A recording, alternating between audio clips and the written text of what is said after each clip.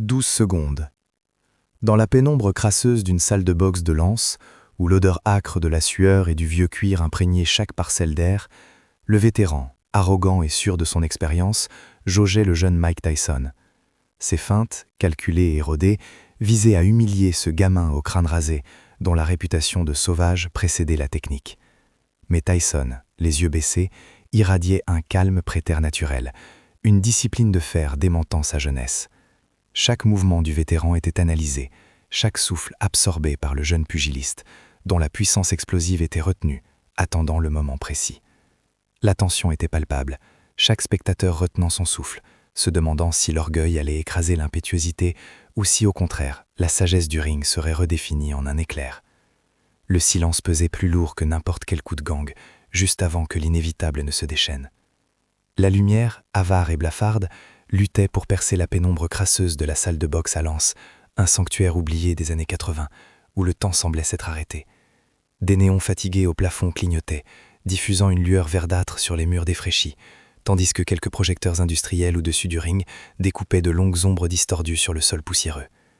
Chaque faisceau lumineux était un théâtre pour les millions de particules de poussière qui dansaient, créant une atmosphère dense, presque irréelle, où le passé et le présent se confondaient.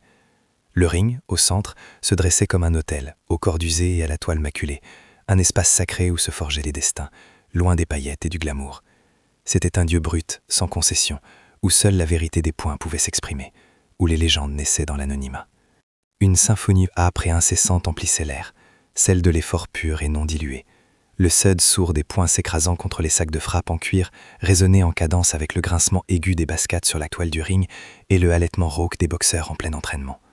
Des murmures feutrés d'entraîneurs, des conseils brefs et tranchants ponctuaient cette mélodie de la persévérance, sans jamais un applaudissement, juste le son brut de la volonté.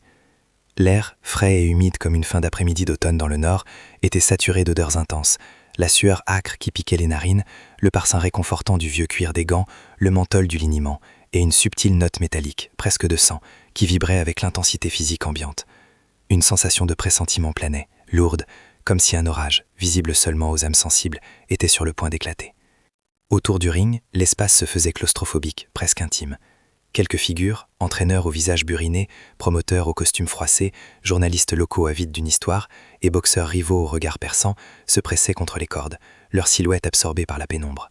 Leurs mouvements étaient lents, presque rituels, contrastant avec la quiétude concentrée qui émanait du jeune Mike Tyson, déjà prêt, les yeux baissés. Chaque silence, chaque regard échangé était chargé d'attentes non verbalisées, de jugements tacites. Qu'est-ce que ce gamin allait prouver face au vétéran dont l'expérience était gravée dans chaque pli de son visage? Allait-il confirmer les préjugés ou redéfinir la notion de force? Le ring, sanctuaire de vérité, était prêt à révéler si l'impétuosité pouvait triompher de l'arrogance, ou si la sagesse du combat allait être brisée en un éclair fulgurant. Antoine Moreau, les muscles sculptés par des années de discipline acharnée, irradiait une quiétude presque mystique au centre de ce chaos sonore. Son crâne rasé, ses épaules larges et son cou épais témoignaient d'une puissance brute, mais c'était la sérénité dans ses yeux baissés qui captivait le regard. Chaque fibre de son être était tendue, non par nervosité, mais par une concentration extrême, une retenue calculée. Son histoire, faite de lutte et de rédemption, avait forgé en lui une dignité inébranlable, transformant les murmures passés de gamin sauvage en un moteur silencieux. Il n'était pas là pour détruire, mais pour démontrer une philosophie apprise avec peine. La boxe est un art de contrôle, une danse stratégique où la vraie force est intérieure, et non pas uniquement physique. Face à lui se dressait le vétéran, une silhouette plus élancée, dont chaque mouvement respirait l'aisance acquise après d'incalculables combats. Son visage, marqué par les épreuves, portait les cicatrices discrètes d'une carrière respectable, un nez légèrement dévié racontant des histoires silencieuses d'anciens triomphes. Ses vêtements d'entraînement de marque, signe ostentatoire de son statut et de sa réussite passée, contrastaient avec la simplicité brute d'Antoine.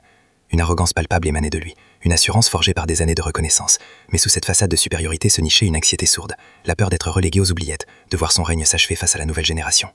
Il ne voyait en Antoine qu'une force brute, sans la finesse qu'il associait à la vraie boxe et à l'expérience. L'excès de confiance du vétéran était une armure percée pour le regard aigu d'Antoine. Ses feintes élaborées, ses schémas de frappe rodés révélaient une dépendance à des stratégies prévisibles, une rigidité mentale qui l'empêchait de percevoir l'imprévu. Il était prisonnier de son propre cadre, son ego fragile ne pouvant concevoir une menace en dehors des conventions qu'il avait toujours maîtrisées. Antoine, avec son calme déconcertant, lisait au-delà des mouvements superficiels, discernant l'insécurité qui se cachait derrière l'orgueil affiché.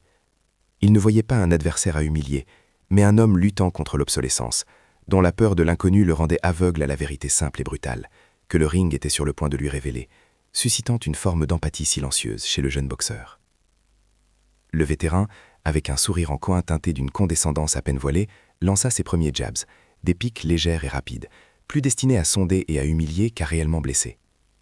Chacun de ces mouvements était une affirmation de sa supériorité, un balai rodé de feintes et de pas chassés, conçu pour déstabiliser psychologiquement Antoine Moreau, le gamin dont la réputation fulgurante commençait à ébranler les certitudes de l'ancien. Les spectateurs, pressés autour du ring comme des ombres furtives, échangeaient des regards lourds de scepticisme, certains pariant silencieusement sur la leçon que le jeune allait recevoir.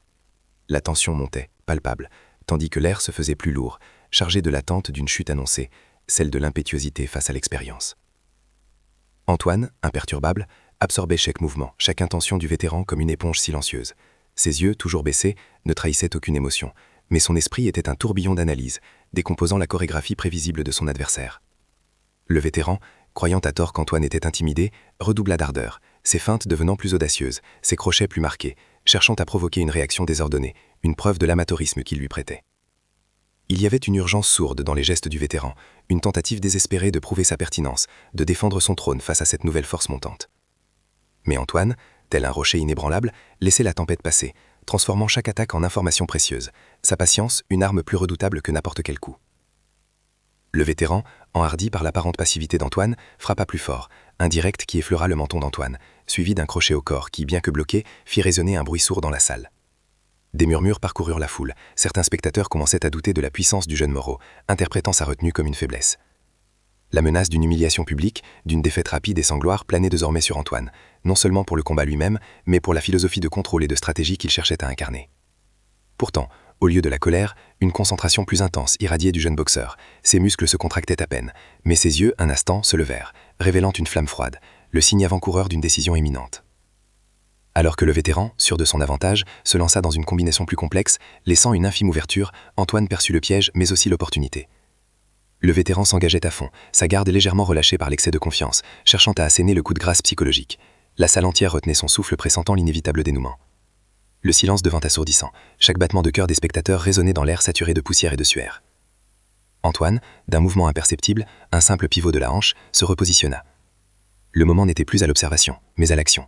L'heure de la vérité approchait à grands pas, et la danse mortelle était sur le point de commencer. L'impatience du vétéran, attisée par l'impassibilité d'Antoine, commençait à transpercer son armure d'assurance. Ses jabs, d'abord légers, se firent plus percutants, cherchant une faille, un signe de faiblesse dans l'aplomb du jeune boxeur. Il enchaîna à crochet gauche rapide, visant les côtes, un coup que tout adversaire aurait dû esquiver avec empressement. Mais Antoine, tel un roseau pliant sous le vent, absorba le choc avec une décontraction déconcertante, un simple pivot du torse suffisant à neutraliser la force cinétique, sans même lever les yeux. L'impact résonna sourdement, mais sans la violence attendue. Le vétéran, déconcerté, sentit une légère frustration monter. Il avait l'impression de frapper une ombre, un mur impénétrable qui ne lui offrait aucune prise, et cette résistance silencieuse commençait à ébranler sa confiance, semant un doute insidieux dans son esprit. La foule, elle, percevait cette subtile inflexion, un murmure croissant d'incrédulité et d'anticipation commençait à se propager. Exaspéré par cette danse stérile, le vétéran décida d'employer la ruse qui l'avait souvent mené à la victoire. Il feint un direct au visage, puis dans un mouvement fluide, amorça son fameux uppercut droit, une technique rodée qui avait brisé la garde de maints adversaires.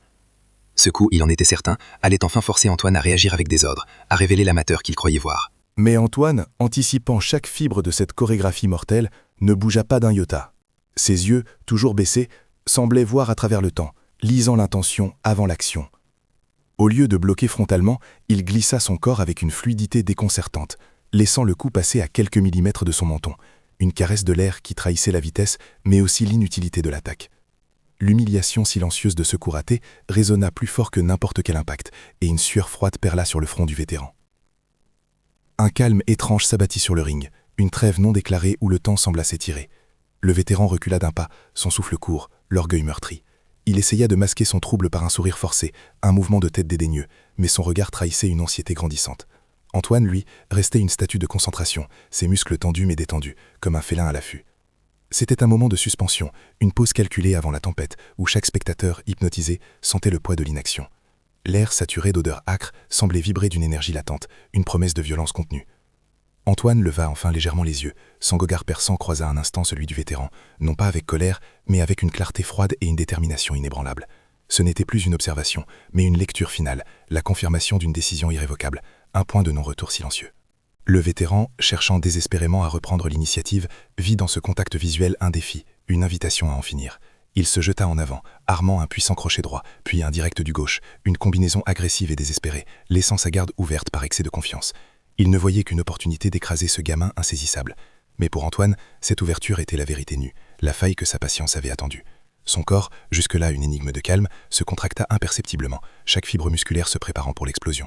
Les 12 secondes n'avaient pas encore commencé, mais le destin était déjà scellé.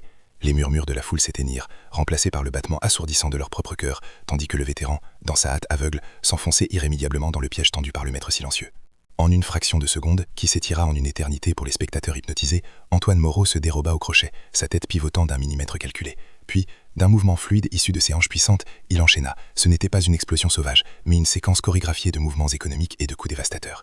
Son corps se transforma en un arc tendu, libérant une force incroyable.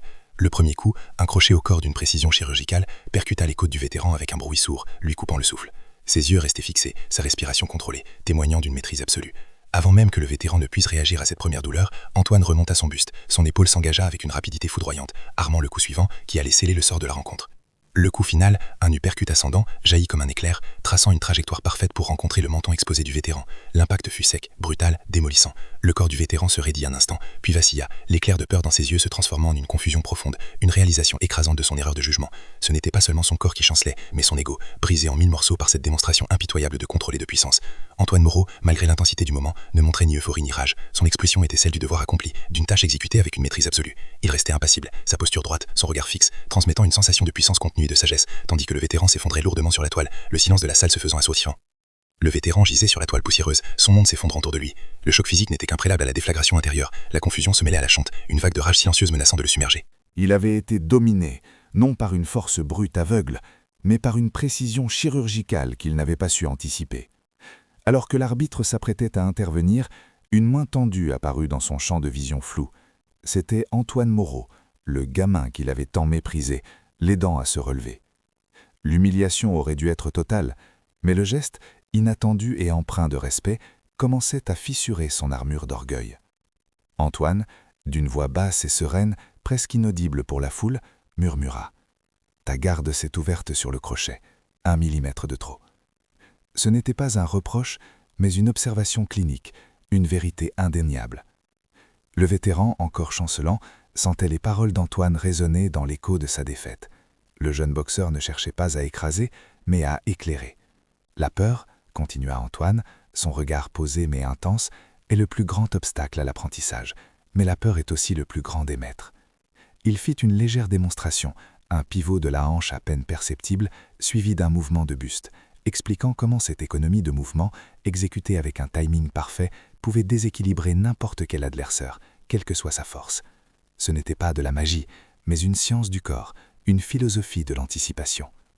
Les spectateurs qui avaient d'abord vu un chaos brutal commençaient à percevoir une autre dimension, celle d'une leçon magistrale dispensée par un jeune prodige qui transformait la violence du ring en une forme d'art, révélant la profonde sagesse derrière sa puissance. Antoine regardait le vétéran, non pas avec la satisfaction du vainqueur, mais avec une expression de respect tranquille, presque de compassion. « Ce n'est pas le coup qui fait mal, dit-il doucement, c'est la vérité qu'il révèle. Chaque coup est une leçon, si tu sais écouter. » Ces mots, simples et brutaux, transpercèrent l'orgueil brisé du vétéran. Il sentit son monde vaciller, non pas à cause du coup, mais à cause de la clarité inattendue de cette révélation. Son arrogance, son assurance, tout s'effondrait, laissant place à une introspection douloureuse. Il réalisa que sa sagesse n'était que rigidité, son expérience une prison de préjugés. Le gamin qu'il avait sous-estimé n'était pas seulement un adversaire, mais un miroir impitoyable, forçant une confrontation avec sa propre obsolescence. C'était une défaite cinglante, mais aussi le point de départ inattendu d'une renaissance, une prise de conscience brutale et nécessaire. Acte 8. Arc de transformation. Le vétéran, le corps endolori mais l'esprit en déroute, gisait sur la toile, la main tendue d'Antoine le ramenant à une réalité plus brutale que le choc physique. La honte le brûlait plus profondément que n'importe quel coup, une rage sourde menaçant de le subvertir, non pas contre Antoine, mais contre lui-même. Il avait été démasqué, son armure d'expérience et d'arrogance brisée par une vérité simple, prononcée d'une voix calme. Ta garde s'est ouverte sur le crochet, 1 millimètre de trop. Ce n'était pas un reproche, mais une observation chirurgicale, une erreur qu'il aurait dû voir, aveuglé par son propre orgueil. Ce moment, ce geste d'aide inattendu, fut le premier javeux transperçant son ego, ouvrant une brèche pour une introspection douloureuse et nécessaire. Les mots d'Antoine résonnaient dans le crâne du vétéran. La peur est le plus grand obstacle à l'apprentissage, mais la peur est aussi le plus grand des maîtres.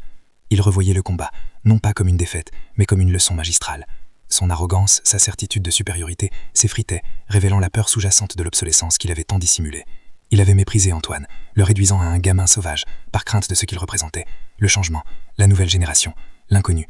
Cette réalisation était un coup plus dévastateur que le percute, car elle melisait non seulement sa carrière, mais son identité même, le forçant à réévaluer tout ce qu'il croyait savoir sur la boxe et sur lui-même. Désormais, le vétéran ne voyait plus Antoine comme un adversaire, mais comme un catalyseur. L'arrogance laissait place à une humilité forcée mais authentique.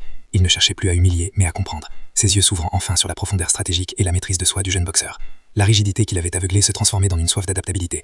Il n'était plus le vétéran figé dans ses certitudes, mais un apprenti, prêt à déconstruire des années de préjugés. Ce combat de 12 secondes, cette humiliation apparente, était en réalité le début de sa rédemption, le moment où il a choisi de devenir un mentor plutôt qu'un obstacle, de cultiver le talent plutôt que de le craindre.